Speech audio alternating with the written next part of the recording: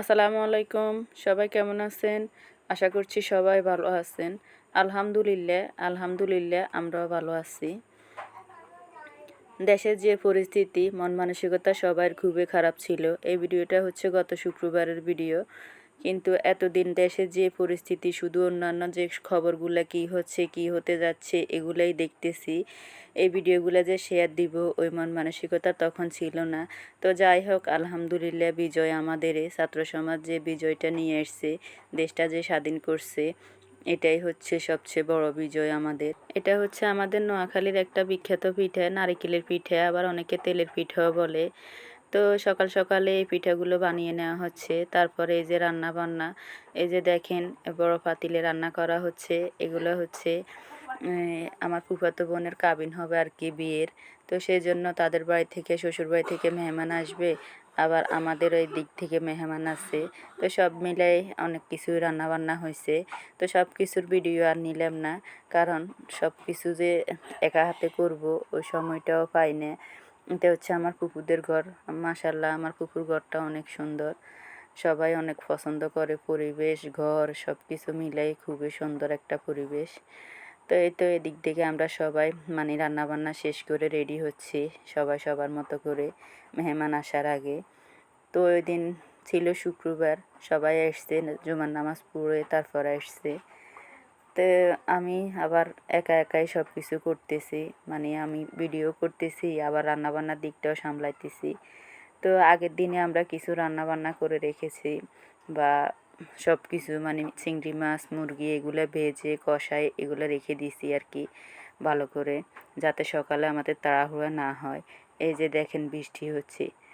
গত বুধবার, বৃহস্পতিবার, শুক্রবার এত ঝুম বৃষ্টি হয়েছে, বৃষ্টিতে মানে আমার পুকুরদের উঠালে পানি উঠে গেছে। তো এই খাওয়ার আয়োজনের জন্য ভর্তা, এগুলো হচ্ছে গরুর মাংস, তারপরে হচ্ছে খাসির মাংস, চিংড়ি, পোলাও, মুগ ডাল, মানে যা যা করার দরকার আর কি একটা নোয়াখালীর বিয়ে বাড়িতে বা অনুষ্ঠানে যা যা হয় আর কি, সবগুলোর আয়োজনে হয়েছে। তো এই সবগুলো রান্না আমি একা হাতে রান্না করছি। সবাই আমাকে সহযোগিতা করছে ঠিকই আছে, কিন্তু সবগুলো রান্না আমি নিজেই করলাম আর কি। তো যাই হোক, রান্না খেয়ে সবাই অনেক প্রশংসা করলো, কেউ রাজমহলের উপাধি দিল, কেউ আবার এক একজনে এক এক কথা বলতেছে যে রান্নাটা অনেক ভালো হয়েছে, ফাঁক ভালো হয়েছে। যাক, আমার সুনামটা আবার এখানে হয়তো আপনারা ভাববেন আমিই করতেছি না। তো যারা সুনাম করছে তাদের যদি বয়সটা নিতে পারতাম হয়তো খুশি হইতো আর কি। তা আমি সব কিছু ভাগ্যের থেকে আয়োজনটা মানে করে দিতেছি, বাটি ভরে আমি আর আমার চাচি।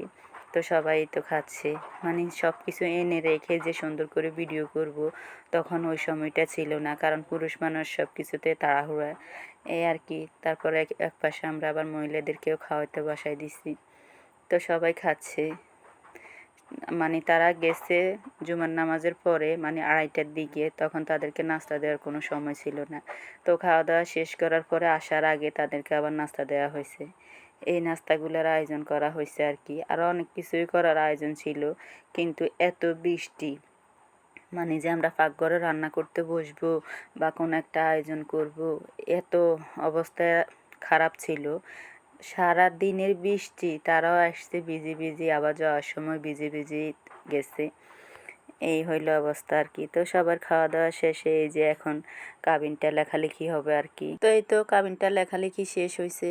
তারপর আমার ফুফাতো বোন যাচ্ছে সবাইকে সালাম দিব, ও শ্বশুরের সাথে দেখা করবে। তো এই তো শ্বশুর শ্বশুর তারপর আবার তালি শ্বশুর ওদেরকে সালাম টালাম করে নিচ্ছে আর কি। মানে ওখানে মুরব্বীরা যারা ছিল সবাই তাদের বউকে দেখবে, তারপরে তার শ্বশুর তাকে আংটি পরাই দিতেছে। এই যে তার শ্বশুর তাকে খুব যত্ন সহকারে আংটিটা পরাচ্ছে আর কি, একদম হাসি মুখে। খুবই সুন্দর একটা দৃশ্য। আবার তারা এই শাড়ি গহনা যাই কিছু দেখেন না, ওর পরা শাড়িটা ওরা নিয়ে এসছে।